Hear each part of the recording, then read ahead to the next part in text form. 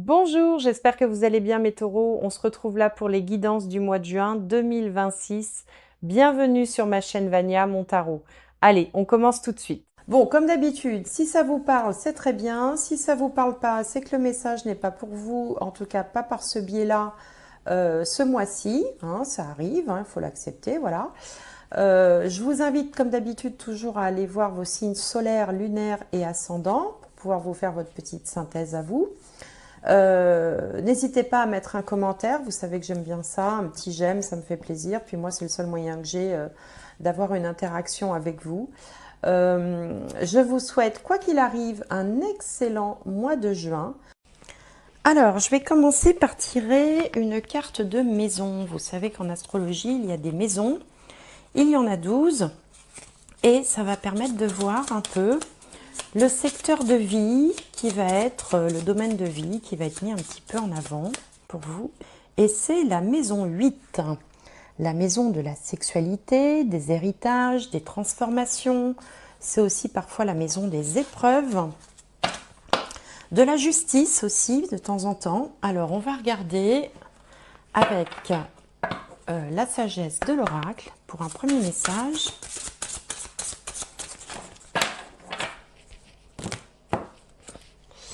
Alors, cœur fidèle, voilà une bien jolie carte. Et on voit qu'elle porte le numéro 35. Si on le contracte, ça fait 8 et ça nous ramène à la maison des transformations. Donc, cœur fidèle, eh bien, écoutez, il peut être question de relations affectives, il peut être question de rester aussi, comment dire, fidèle à ses principes, fidèle à ses valeurs. On a deux chouettes ici, deux hiboux couronnés qui se regardent tendrement. Donc les chouettes, ça représente toujours dans l'inconscient collectif une certaine lucidité aussi, une certaine connaissance, la connaissance des choses cachées. D'ailleurs, la maison 8, c'est aussi la maison des choses cachées, la clairvoyance par exemple, parce que ce sont des animaux qui voient clair dans la nuit, là où les autres ne peuvent pas voir. Bon, on va regarder avec le tarot des anges si on a un message, que voilà. Et on a la justice, justement. Vous voyez, j'en parlais. C'est pas marqué sur ma petite carte, là. Il y a marqué sexualité, héritage, transformation. Mais je vous parlais de la justice qui porte le chiffre 8. Vous voyez, chiffre 8. Donc, tout nous ramène au 8, là. Hein. La justice, c'est l'archange Raguel. Décision juste et équitable. Conformez vos actions à ce que vous savez être juste. Soyez fidèle à vos principes. C'est exactement ce que je viens de vous dire là avec cette carte-là, où je vous disais que vous deviez peut-être être fidèle à vos valeurs, à vos principes. Bon, c'est un arcane majeur, donc on va regarder maintenant avec le Béline, la carte du trafic, Mercure. Alors, ah ben ça saute bien. Et une petite dernière pour la maison 4, que voilà. Alors, qu'est-ce qu'on a? On a le trafic, on a les présents, les honneurs et la destinée. Bon, de très belles cartes pour commencer cette guidance. Alors, avec les trafics, il peut être question de santé. C'est la carte, c'est le cas du médecin, du pharmacien. Il peut être question de santé. On a de belles cartes environnantes, donc pas d'affolement. Donc, il peut être question de santé mentale, il peut être question de bien-être, il peut être question de santé physique. C'est également une carte de mouvement, une carte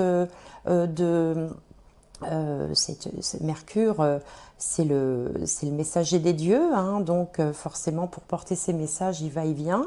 Donc il peut être question de commerce pour certains d'entre vous, il peut être question de faire des allées-venues, il peut être question de petits déplacements, de voisinage, des frères et sœurs, également de déménagement, pourquoi pas. Alors, bon, en tout cas, c'est une carte à connotation, on va dire, neutre et positive plutôt.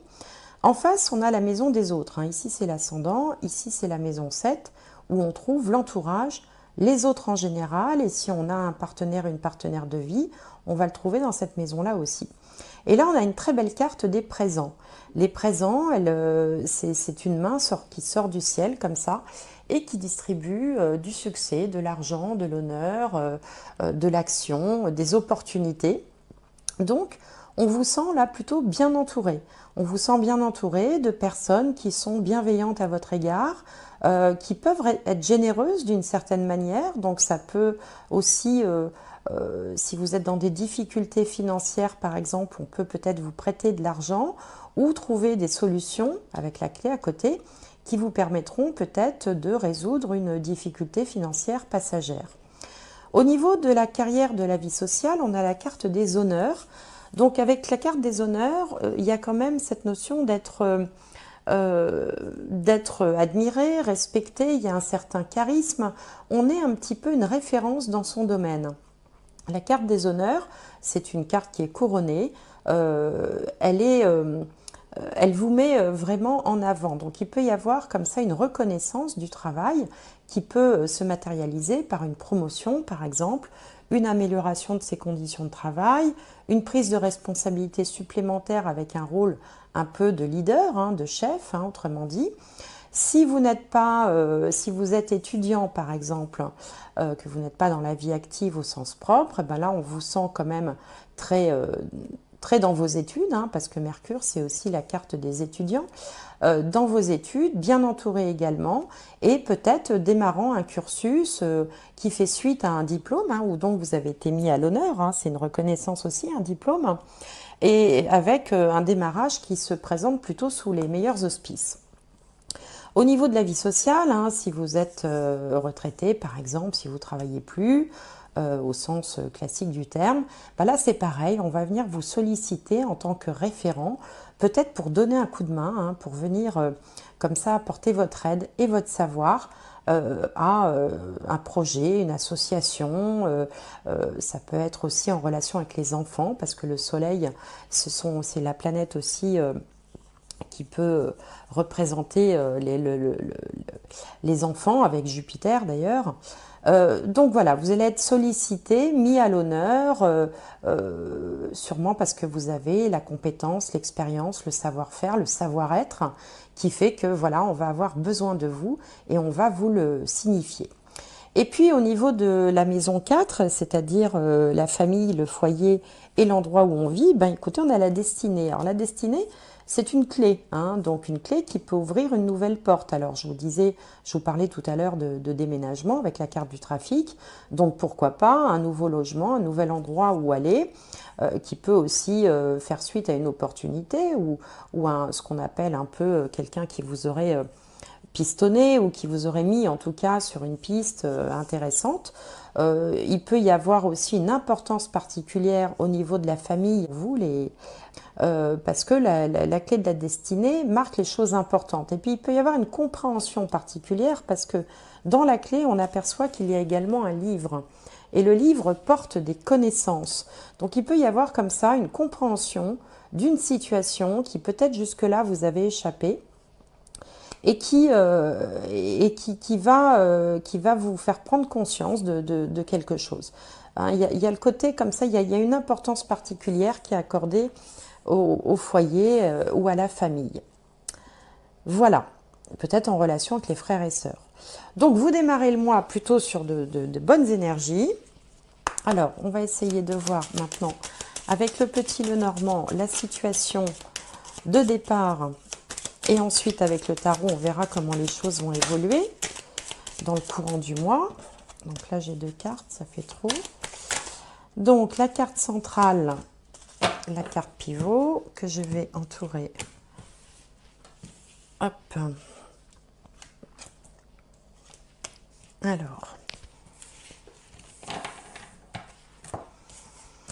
Alors, notre carte pivot, c'est la clé, 2 fois, hein, 2 fois la clé. Donc là, il y a quelque chose de marquant, en principe. Hein. Alors, la clé qui apporte des solutions, qui est aussi un soutien et qui marque les choses importantes. Alors ici, on a l'encre, le bateau, le cœur, les oiseaux, les nuages, la lettre, l'anneau et le serpent. Ah. Dommage qu'il y ait le serpent, parce que tout le reste, c'était pas mal. Donc, on va explorer tout ça. Alors ici, on a plein de choses différentes qui ne vont pas forcément toutes vous parler, qui n'ont rien à voir les unes avec les autres, comme par exemple le fait de vouloir trouver ou se rapprocher d'une personne qu'on aime pour en faire son port d'attache, vouloir s'installer de façon un peu définitive près d'une personne qu'on aime, qui peut être donc une relation sentimentale, mais ça peut être aussi de la famille ou des gens pour qui on a de l'affection. On a également la possibilité de dialoguer peut-être par rapport à un contrat, donc ça peut être un entretien d'embauche par exemple, qui prendrait place avec une personne expérimentée. Un genre d'expert, comme si on avait comme ça une relation verbale, un entretien, un échange verbal avec une personne expérimentée qui peut déboucher sur un contrat qui amènera un changement important et positif dans votre vie. On a également une amélioration des relations conjugales si on avait eu quelques petits différends, quelques petites tensions dans un couple. Là, on voit que des solutions sont trouvées. Dans un tout autre domaine, il est possible aussi que vous fassiez l'acquisition d'une façon ou d'une autre d'une nouvelle voiture.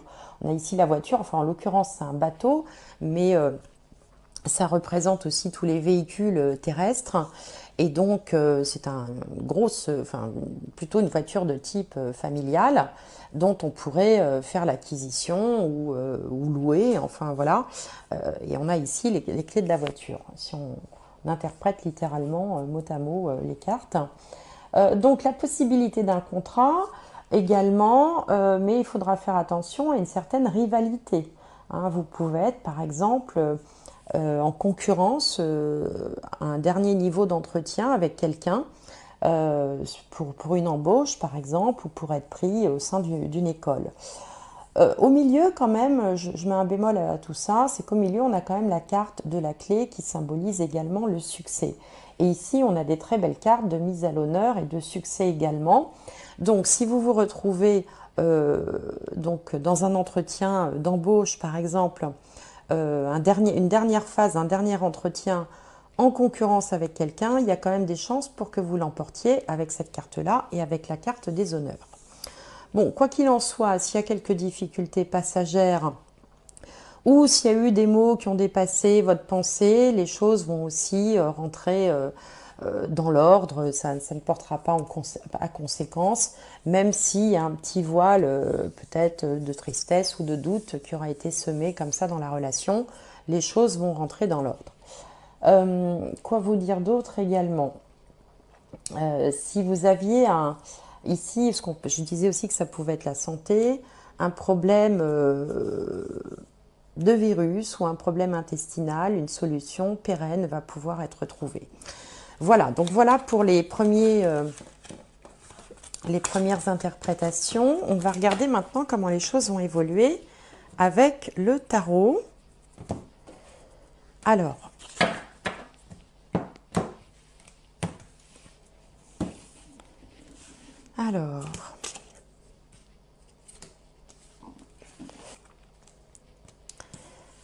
qu'est-ce qu'on a ici? La 10 de Pentacle, très bien. Donc là, ça peut nous parler d'héritage. Alors, ça peut parler d'héritage, puisqu'ici, on a déjà la maison 8, qui est la maison des héritages. Alors, quand je parle d'héritage, ça peut être effectivement un héritage au sens propre du terme, c'est-à-dire voilà, une succession, autrement dit. Mais ça peut être aussi un héritage familial, transgénérationnel, vous savez, quelque chose qu'on se transmet comme ça de génération en génération, un savoir-faire, un métier, une compétence, un talent. On retrouve ici d'ailleurs cette notion d'héritage avec la carte de la justice. Et puis c'est également une carte aussi qui évoque un peu le bonheur familial. En face, on a le roi de bâton. En haut, on a le mat, arcane majeur, le 5 de coupe et le 10 de bâton. Bien. Là, ce que m'évoque ce tirage, c'est peut-être une tradition familiale, un héritage familial ou une façon de penser, une façon de se comporter qui vous semble peut-être un peu lourd finalement, que vous traînez peut-être un peu comme un boulet. Et vous aimeriez reprendre la direction, en fait, reprendre quelque part une forme de liberté avec ce roi de bâton qui est positionné en contre et qui est celui qui décide. Il décide de sa vie, il décide même de celle des autres, puisque c'est quand même un roi. Il a une idée claire de la direction à suivre, de la façon dont il faut s'y prendre, de comment mener à bien sa stratégie. Mais c'est dans le domaine, cette carte est positionnée dans le domaine des doutes et des peurs. En haut, on a le mat. Alors le mat, donc c'est l'énergie qui vient à vous. Enfin, c'est la position de cette carte, c'est l'énergie environnante qui vient vers vous. Et le mat, c'est le début, c'est le balbutiement, c'est le moment où on décide de quelque chose, mais on n'a encore rien fait concrètement. Donc là, il y a comme une envie, peut-être de se débarrasser de quelque chose qui vous pèse depuis trop longtemps. Alors, quoi? Je ne sais pas, ça vous verrez comment ça résonne dans votre vie, mais quelque chose comme ça, qui pourtant en apparence a l'air bien, en apparence, vous savez, c'est ce genre de situation où vous vous dites, bah je fais comme ça, alors mais pourquoi tu fais comme ça? Bah parce que chez nous on a toujours fait comme ça. Ah bon, mais est-ce que ça te convient? Bah non, en y réfléchissant, non, ça me convient pas. C'est lourd, j'ai envie de décider autrement, je me lancerai bien, mais en même temps, j'ai peur de regretter. Parce que le 5 de coupe, c'est les regrets. Alors c'est des regrets, mais c'est des regrets qui sont euh, en fait qui n'ont pas de raison d'être, parce que quand on regarde cette carte, on voit ce personnage qui se lamente parce qu'elle a fait tomber quelques coupes. Alors les coupes dans le tarot, ça représente finalement ce qu'on a de bien, enfin que ce soit les possessions matérielles, que ce soit au niveau affectif, c'est tout ce qui nous fait du bien. Hein. Donc là, elle se lamente sur quelques coupes qui sont tombées, mais elle oublie que derrière elle, elle a tout un festin qui l'attend, avec des ballons qui symbolisent la joie, avec de la nourriture, avec d'autres coupes. Il y a un panier qui est rempli. Donc là, en fait, on a peur peut-être de perdre quelque chose, sans toutefois se rendre compte qu'on ne va pas perdre tant que ça finalement. Parce que bon, là, on parle de 3 coupes qui se sont renversées, mais il y a tellement d'autres choses derrière elle. Il suffirait qu'elle se retourne, qu'elle ouvre les yeux et qu'elle constate tout ce qu'elle a autour d'elle à sa disposition, cette personne-là. Donc là, il y a comme une espèce on est pris entre deux feux, entre la façon dont on a toujours opéré, ce qu'on a toujours fait, et l'envie peut-être d'essayer de faire autrement, parce qu'on s'aperçoit que finalement, avec le 10 de bâton, eh bien parfois tout ça est un peu lourd à porter. Hein, peut-être que cette fidélité, ce cœur fidèle, est un peu lourd à porter, parce qu'on aurait bien envie d'essayer autre chose, sans tout envoyer promener, il n'est pas question d'envoyer promener, mais on a envie d'avancer différemment, on a envie de tenter de nouvelles choses. Peut-être qu'il y a une forme de déséquilibre là qui s'est mise en place au fil du temps et que justement la carte de la justice et la maison 8 vous invitent peut-être à essayer de retrouver un équilibre.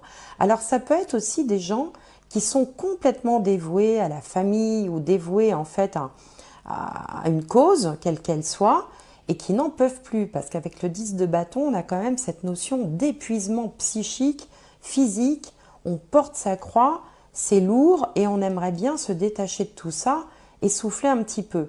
Hein, alors ça peut aussi concerner les personnes dont le métier est d'aider les autres. Je pense à tous les aidants, par exemple, vous savez, des gens qui ont des personnes malades dans la famille, des parents malades et qui, en plus de leur travail professionnel, passent tout leur temps à accompagner, à aider ce qu'on appelle les aidants qui n'en peuvent plus et qui trouvent peut-être que finalement l'héritage est un peu lourd à porter, héritage entre guillemets. Hein. Donc, une possibilité, c'est peut-être aussi de faire appel à la justice pour essayer de rétablir un équilibre, de trouver des aides.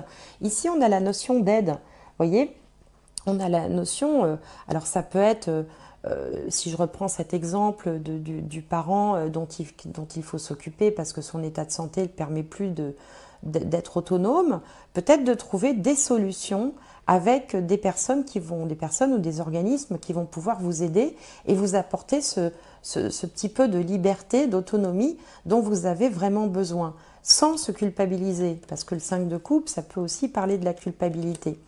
Bon, il y a aussi des gens dont c'est le métier de se dévouer aux autres, ou même s'il n'est pas question de dévouement, qui donnent beaucoup d'eux-mêmes, voilà,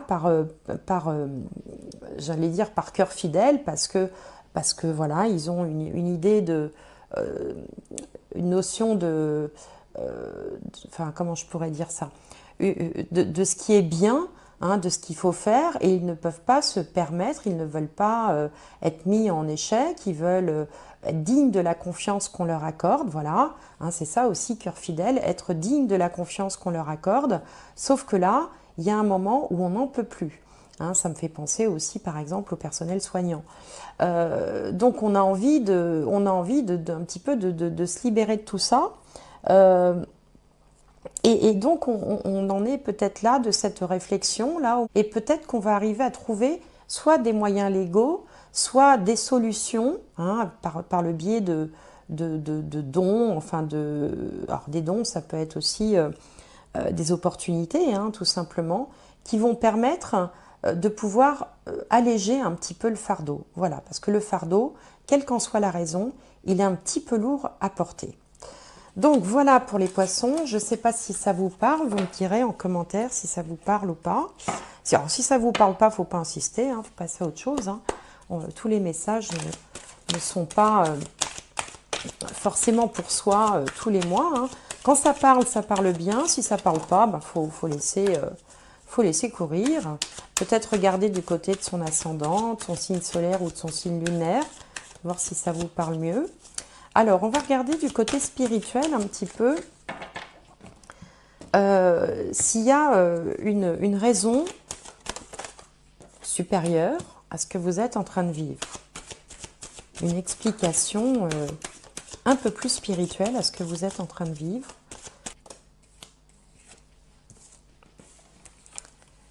Hop, alors.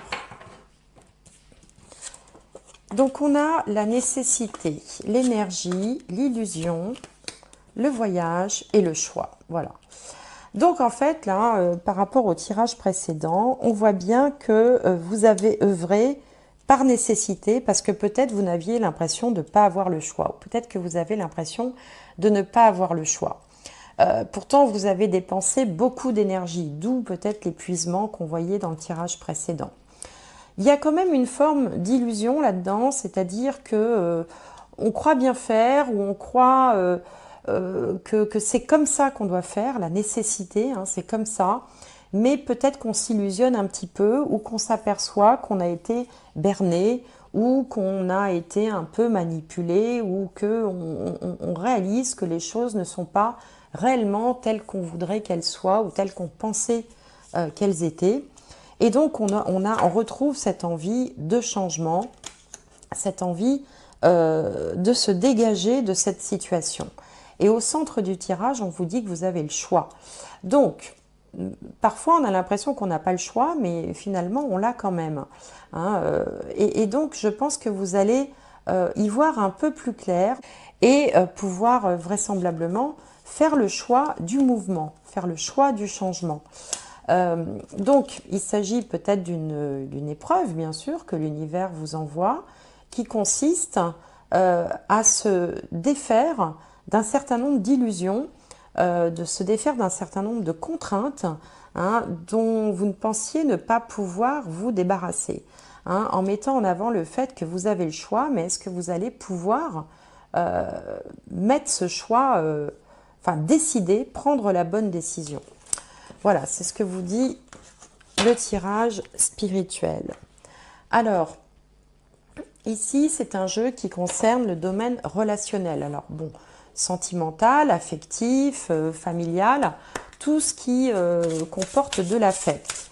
Et donc, c'est un jeu qui est plutôt avec une approche plutôt psychologique, soit au contraire sur une attitude peut-être à abandonner ou à changer. Donc, quelle est l'attitude pour les relations à adapter, à changer, à adopter? Alors, hop là, là il y en a beaucoup. Hein. Allez, on va battre encore un petit peu. L'action. Passer à l'action. Je trouve que ça vient bien, ça fait bien écho à ce que j'ai dit juste avant avec le choix. Hein, parce que quand on fait un choix, quand on prend une décision, c'est une façon de passer à l'action aussi. Hein. Alors, je vais vous lire ce que dit le petit livret, qui dira ça bien mieux que moi. Sur l'action, hein. L'action n'entraîne pas toujours le bonheur, mais il n'y a pas de bonheur sans action. Agir, c'est initier le changement. Agir, c'est utiliser votre pouvoir. Agir, c'est être créatif et fort. Les gens qui se plaignent de ne pas être créatifs ont tendance à ne pas agir. Ils réagissent aux autres et aux circonstances. Ils attendent que les décisions soient prises par quelqu'un d'autre. Alors ça me fait penser aux poissons. Vous savez qu'il y a deux types de poissons. Alors on peut être aussi l'un et l'autre hein, dans une vie. On n'est pas forcément dans une ou l'autre des catégories. Il y a le poisson très actif, hein, comme le saumon qui remonte la rivière. Et puis il y a le poisson qui est plus contemplatif, qui va se laisser porter par le courant. Donc je pense que là c'est de celui-là, c'est de ce deuxième dont on parle. L'action exige qu'une idée passe du domaine de l'imaginaire à la réalité physique. Sans action, les pensées et les idées restent stériles, amassent la poussière comme les livres non lus sur une étagère. Sans action, l'énergie stagne et renforce le sentiment d'impuissance. Vous avez beau planifier et méditer, entretenir des réflexions sages à l'infini, rien ne se produira à moins que vous ne passiez à l'action. Vous maîtrisez probablement l'art de la procrastination, vous remettez les choses en attendant le bon moment, vous patientez jusqu'à ce qu'un autre décide à votre place, jusqu'à ce que le destin intervienne, mais vous avez maintenant assez attendu. En n'agissant pas, vous ne participez pas au jeu de la vie. Le monde est une scène de théâtre, écrivait Shakespeare, et tous les hommes et toutes les femmes n'en sont que les acteurs. Prenez-vous votre place sur la scène, ou bien attendez-vous toujours en coulisses en répétant votre rôle? Dans votre inaction se cache peut-être la peur, celle d'ignorer la voie à suivre, de commettre une erreur, de subir des répercussions. Vous pouvez avoir l'impression d'être paralysé comme un lièvre dans le faisceau des phares. La vie n'a pas de filet de sécurité et vous devez être prêt à vous tromper si vous voulez progresser. Peu importe ce que vous déciderez de faire, prenez votre courage à deux mains et gardez le cap en dépit du malaise que vous pouvez ressentir. Vous aurez peut-être mal, vous aurez peut-être même l'impression de perdre quelque chose en quittant la zone sécuritaire de l'inaction. Malgré votre inconfort et votre crainte, c'est seulement une fois bien engagé dans l'action que vous pouvez reconsidérer la situation et vous demander si votre démarche est toujours appropriée. En quittant la torpeur et la passivité, vous gagnez en pouvoir. Toute hésitation, toute inertie vous quitteront pour être remplacés par un sentiment de pouvoir et d'autorité. Faites-vous confiance. Le pouvoir et d'autorité, c'était le roi de bâton, hein, qui vous fait un petit peu peur dans le jeu de tarot. Et puis, on a la question du choix. Hein. Choisir, c'est agir quelque part. Et le fait de passer à l'action et ne pas avoir peur de regretter, comme on l'a vu dans le jeu de tarot. Donc, je vais tirer une dernière carte des portes de l'intuition. Un dernier message pour... Alors, la parole, soyez en permanence bienveillant à votre égard et les autres en feront de même. Parole bienveillante. Il peut y avoir une mise à l'honneur, il peut y avoir des aides qui vous parviennent, quelle que soit la façon dont ces aides vous parviennent, financières, amicales, ou en vous donnant un coup de main tout simplement. On a donc la maison 8 qui est mise en avant, hein, qui est la maison de la transformation des héritages, la justice aussi qui peut avoir un rôle à jouer, le fait d'être fidèle à vous-même, mais aussi de laisser peut-être certaines choses hein, que vous gardez par fidélité pour pouvoir faire des choix différents et passer à l'action pour vous décharger peut-être de ce fardeau qui parfois est un petit peu pesant. Donc voilà, j'espère que cette guidance vous aura plu. N'hésitez pas à mettre un petit j'aime, un petit commentaire, à vous abonner si ce n'est pas fait. Merci de m'avoir écouté et à bientôt.